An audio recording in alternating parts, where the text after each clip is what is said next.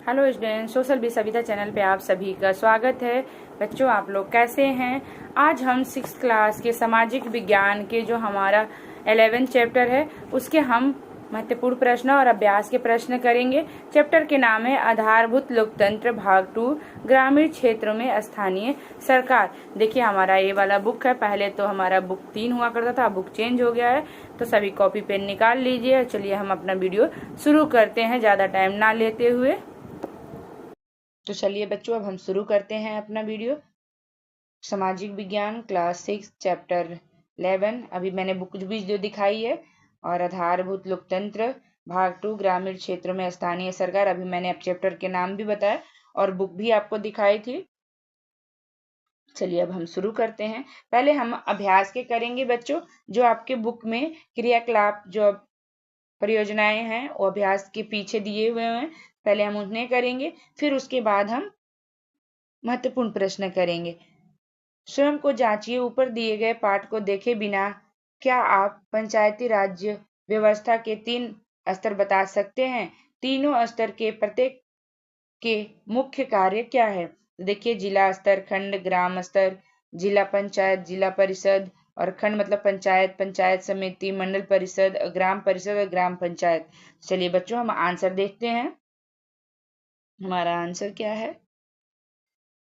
उत्तर, पंचायती राज्य 3 स्तर और उनके कार्य। ग्राम पंचायत ग्राम स्तर, गांव की साफ सफाई, पानी, सड़क, शिक्षा और स्वास्थ्य की देखरेख।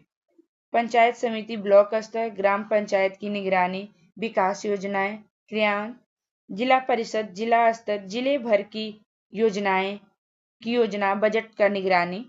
यह व्यवस्था ग्रामीण क्षेत्र में के विकास क्षेत्र और भागीदारी के लिए बनाई गई है। अब अगला प्रश्न हम देखते हैं बच्चों।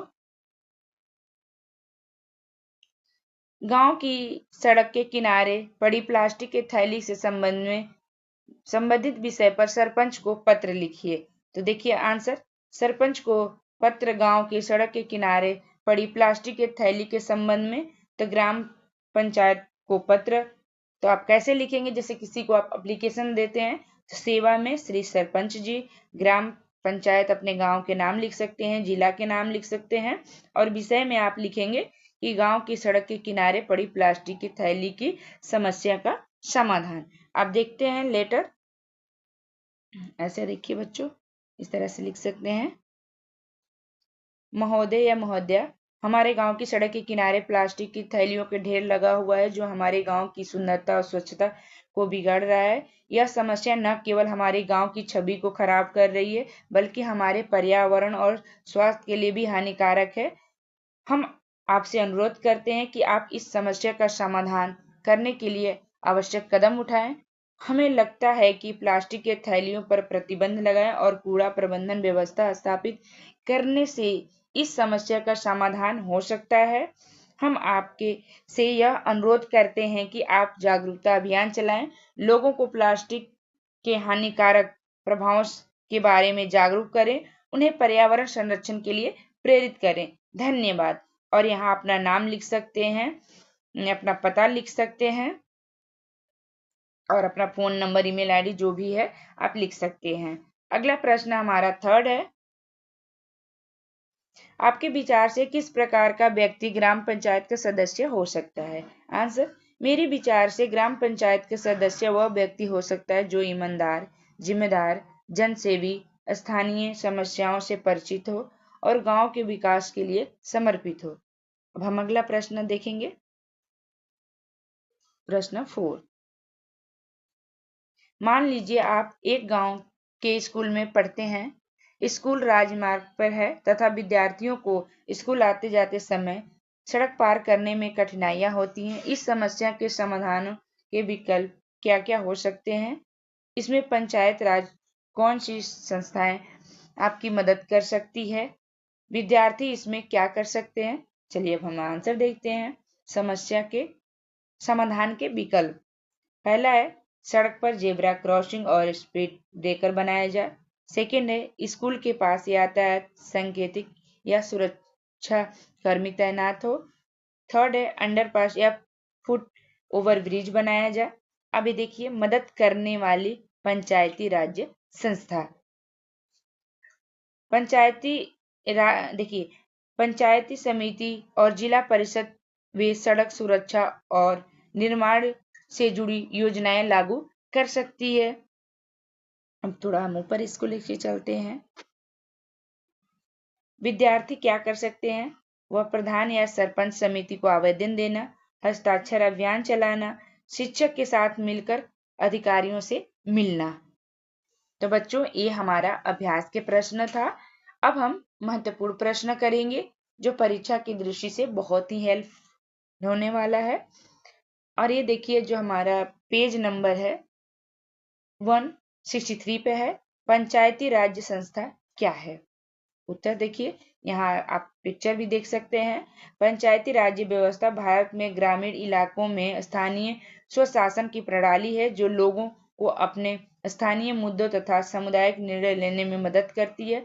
यह एक त्रिस्तरीय ढांचा है।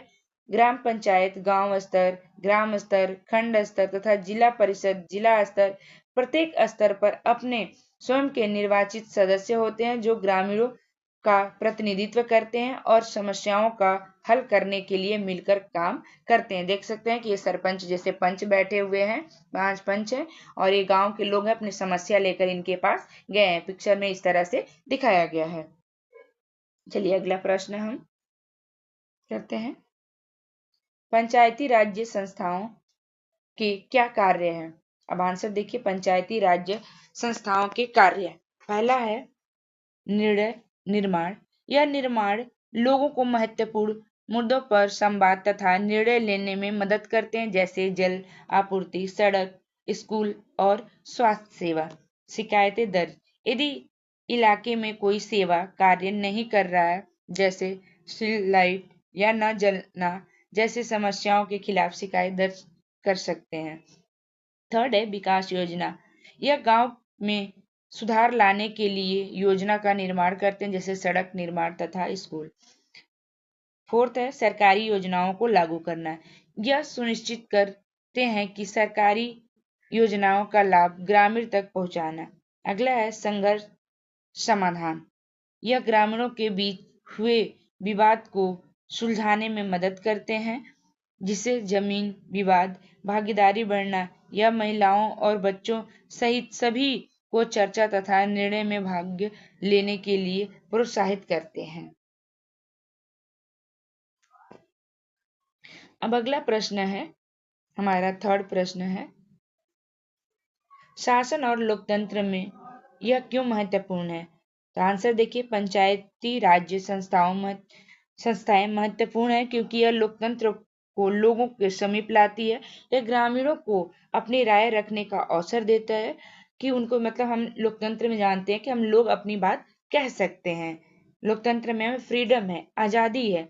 उन्हें गांव को किस प्रकार चलाया जाए, जो कि लोकतंत्र की प्रमुख विशेषता है। इसका अर्थ है कि सरकार का सिर्फ यह नहीं है कि उनके लिए कानून बनाएं और उनके लिए निर्णय लें, बल्कि वे शासन में अपनी राय और जरूरतों के लिए भी आवाज उठाया जा सके। यह सुनिश्चित करता है कि सभी शासन में भाग ले तथा विशेष रूप से ऐसे वर्ग जिन्हें अक्सर नजर अंदाज कर दिया जाता है। अब अगला प्रश्न हम देखेंगे बच्चों। हमारा प्रश्न जो है फोर्थ है और ये पेज नंबर 167 पे दिया है। क्या आप सोचते हैं कि यह पुराने मानचित्र हमारे किस काम आते हैं? आंसर, पुराने मानचित्र हमारे तथा अतीत और वर्तमान दोनों समय में मूल्यवान हो सकते हैं। यदि आप किसी परिवार, गांव सदस्य के बीच जमीन को लेकर विवाद हो तो पुराने मानचित्र को देखकर अपनी आसानी से सुलझा सकते हैं। वह हमने यह समझने में मदद कर सकते हैं कि सड़क, नालियां आदि कहाँ थी। यह जानकारी नए विकास योजना बनाने में या ऐतिहासिक सांस्कृतिक अध्ययन के लिए उपयोगी हो सकती है। अब देखिए, एक मानचित्र है तो ये बता रहे हैं गांव के लोगों के, मान लीजिए कुछ भी है तो ये मानचित्र से ऐसे देख सकते हैं। तो मानचित्र हमारे लिए हेल्पफुल इसलिए है। अब अगला प्रश्न है, क्या यह मानचित्र अतीत वर्तमान के बारे में कुछ जानकारियां दे सकते हैं? पुराने मानचित्रों को नए मानचित्र की तुलना करने पर हम यह देख सकते हैं कि गांव कितना विकसित हुआ है। मतलब पहले के और अब के हम इसमें डिफरेंस या तुलना हम कर सकते हैं कि पहले क्या था अब क्या है। से नई इमारतें या रोड बने, इसमें यह भी पता चला कि लोग कैसे रहते थे, उनके पास क्या साधन उपलब्ध थे, समय के साथ गांव में क्या क्या बदलाव आए, वह कितना विकसित हुआ। मतलब ये सारे हमें देख सकते हैं पुराने और नए मानचित्र में तुलना करके। अब अगला प्रश्न हमारा, कक्षा की गतिविधि के रूप में 4 अथवा 5 विद्यार्थी मिलकर एक बाल पंचायत का गठन करें और कक्षा कैसे विद्यार्थी स्वयं को ग्रामवासी मान ले। यह ग्राम सभा किन विषयों पर विचार विमर्श करेगी, कौन सी चुनौतियों का सामना करेगी, यह कौन सा समाधान प्रस्तावित करेगी। तो आंसर देख सकते हैं, ग्राम सभा निम्नलिखित विषयों पर चर्चा विषय देख सकते हैं। बाल पंचायत, इस तरह से बच्चों अपने, एक बच्चा यहाँ सरपंच बन गया और ऐसे कुछ लोग पंच बन के बैठे हैं और बाकी बच्चे यहाँ अपना सवाल करेंगे इनसे। तो इस तरह से क्लास में भी एक्टिविटियां कर सकते हैं। पहला है गांव में स्वच्छ पीने के पानी की कमी। सेकेंड है सड़कों की खराब, भारत के सड़क खराब होने के कारण भारत के, देखिए यहाँ पे बच्चों को स्कूल जाने में कठिनाइयां हो सकती हैं सड़कें खराब होने के कारण। गांव में अतिरिक्त स्वास्थ्य सुविधाएं तथा क्लिनिक की जरूरत। गांव में साफ सफाई तथा अपशिष्ट प्रबंधन जैसी समस्याएं। बाल मजदूरी। अब निम्न चुनौतियों का सामना कर सकते हैं, मतलब कैसे हम कर सकते हैं। तो देखिए, थोड़ा मैं इसे ऊपर करती हूँ, फिर हम आराम से देखेंगे। पहला है, कुछ ग्रामवासी शायद इस बात पर सहमत ना हो कि सबसे बड़ी समस्या क्या है। सेकेंड है, समस्याओं को सुलझाने के लिए हो सकते हैं उनके पास पर्याप्त फंड ना हो। थर्ड है, कुछ ग्रामवासी विचार विश्वास में शामिल होना ना चाहते हो। फोर्थ है, उच्च स्तर की सरकारें द्वारा प्राप्त सहायता ना मिले। समाधान प्रस्तावित कर सकती है। पहला है, मुद्दों पर एक साथ चर्चा करने और प्राथमिकता देने के सामुदायिक बैठक। सड़कों में सुधार और स्वच्छ पेयजल आपूर्ति के लिए धन फंड के लिए पंचायती समिति से संपर्क कर सकती है। थर्ड है, बाल पंचायत का निर्माण किया जाए तो बाल श्रम के खिलाफ कदम उठाना तथा अभिभावकों अन्य को समझाएं कि बच्चों को विद्यालय भेजें। फोर्थ है, सभी ग्रामीणों मिलकर स्वच्छता अभियान चलाएं। चलिए अब अगले प्रश्न की ओर बढ़ते हैं बच्चों। आप ऐसा क्यों सोचते हैं कि सरकार को समाज से वंचित वर्गों की आवश्यकता और समस्याओं का अधिक ध्यान देने की आवश्यकता है। पेज नंबर हमारा 69 पर क्वेश्चन है और आंसर देखिए, यह बहुत महत्वपूर्ण है कि सरकार समाज से वंचित वर्गों की आवश्यकताओं पर अधिक ध्यान देने, क्योंकि उन लोगों को अक्सर कई चुनौतियों का सामना करना पड़ता है जिन्हें उनका जीवन कठिन हो जाता है। कई बार वे भोजन, शिक्षा, स्वास्थ्य जैसी बुनियादी जरूरतों को भी पूरा नहीं करने में सक्षम नहीं हो पाते। उनकी जरूरतें और समस्याओं पर ध्यान केंद्रित कर सरकार उनके जीवन की गुणवत्ता में सुधार करने में मदद कर सकती है तथा यह सुनिश्चित कर सकती है कि सभी को समान अवसर मिले। अब अगला प्रश्न हम देखेंगे बच्चों। देखिए पेज नंबर 170 पे है, क्या आप केंद्र स्तर, पंचायत स्तर, शासन प्रणाली के बीच क्या विभिन्नता और समानताएं पाएं? संकेत यदि आवश्यक हो तो अध्याय 10 में देख सकते हो, मतलब हमने जो 10th चैप्टर पढ़ लिया है उसमें भी आप देख सकते थे। इस तरह से 3 स्तर में बटे हुए थे, तो आप देख सकते हैं। यहाँ पे पहलू है केंद्र सरकार है, पंचायत स्तर है, तो निर्णय निर्माण है, क्षेत्र है, प्रतिनिधि है, सरकारी योजनाएं है, भागीदारी है, न्याय है। इस तरह से संसद के निर्वाचित सदस्यों द्वारा निर्णय लिए जाते हैं। पूरे देश को एक कर तथा राष्ट्रीय मुद्दे को देख सकते हैं। इससे प्रतिनिधि एक बृहद क्षेत्र को लोग द्वारा चयनित, यह विकास की राष्ट्रीय योजनाएं लागू करती है। सभी नागरिक मत देकर अपनी राय व्यक्त करते हैं, परंतु निर्णय निर्माण प्रक्रिया में देरी महसूस कर सकते हैं। इसमें हर प्रकार के मामले को निपटाने के लिए अदालत जाते हैं, जिसे न्यायपालिका के। तो यहाँ भी देख सकते हैं कि यह दीवानी और फौजदारी होगा यहाँ पे।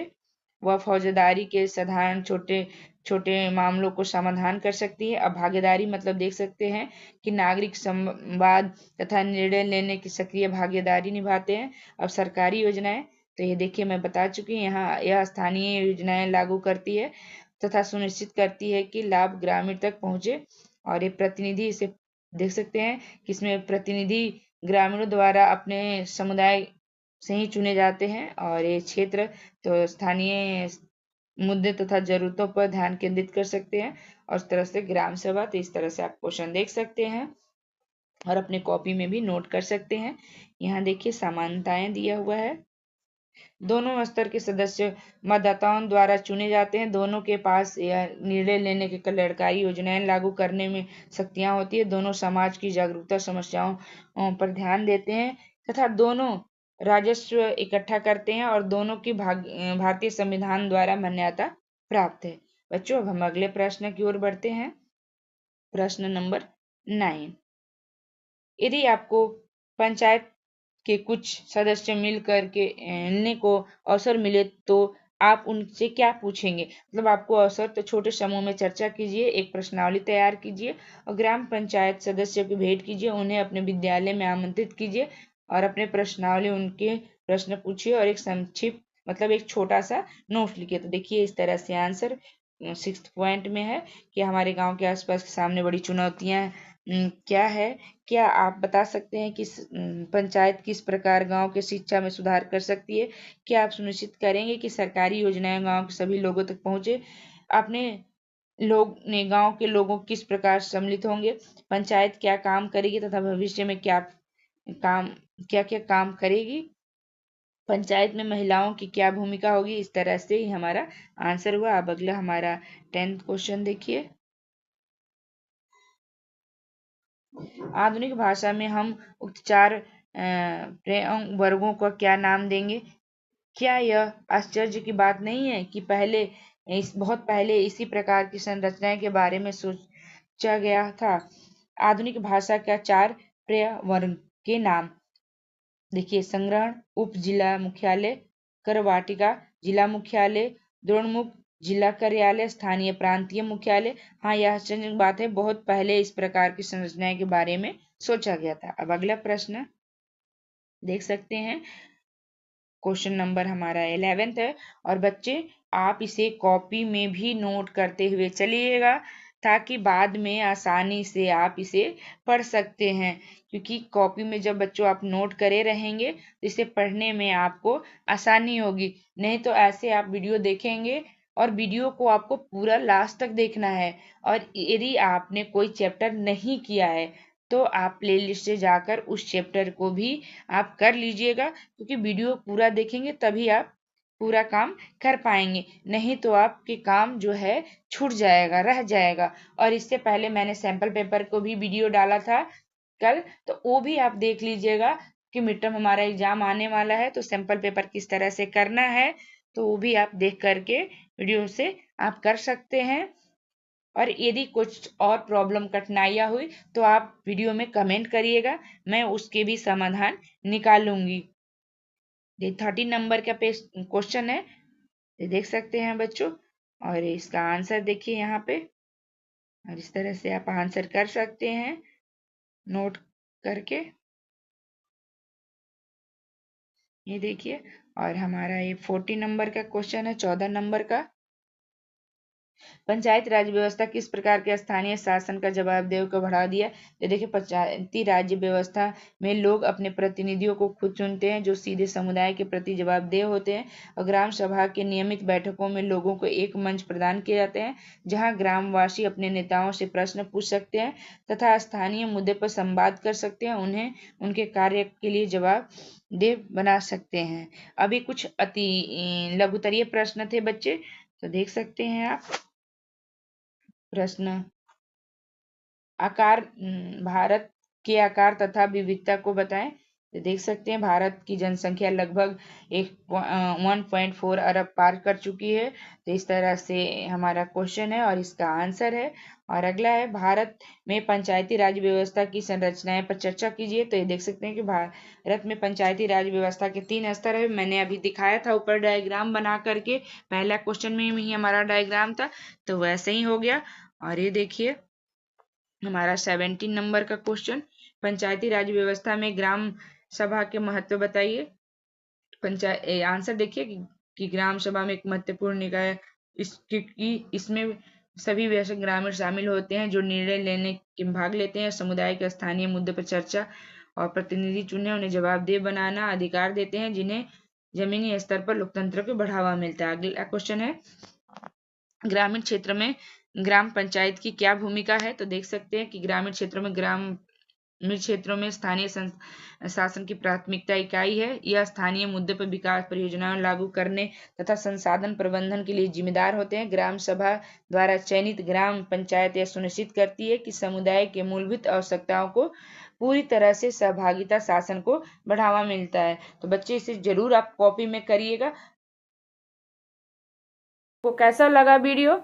यदि अच्छा लगा तो लाइक सब्सक्राइब शेयर करिएगा अपने दोस्तों में भी, ताकि वो भी पढ़ाई अच्छे से कर सके। बेल आइकन को भी दबा दीजिएगा ताकि वीडियो का नोटिफिकेशन आप तक सबसे पहले पहुंचे। और अपने दोस्तों में शेयर करिएगा, वो भी पढ़ाई कर सके, अच्छे नंबर ला सके। बच्चे इसे कॉपी में जरूर नोट कर लीजिएगा कि बाद में इसे आराम से आप पढ़ सकते हैं। यदि आपने किसी और चैप्टर को नहीं किया है तो आप प्लेलिस्ट से जाकर देख सकते हैं, सारे वीडियो प्लेलिस्ट में है, वहां से आप कर सकते हैं। अगले वीडियो में हम जल्द मिलेंगे। धन्यवाद।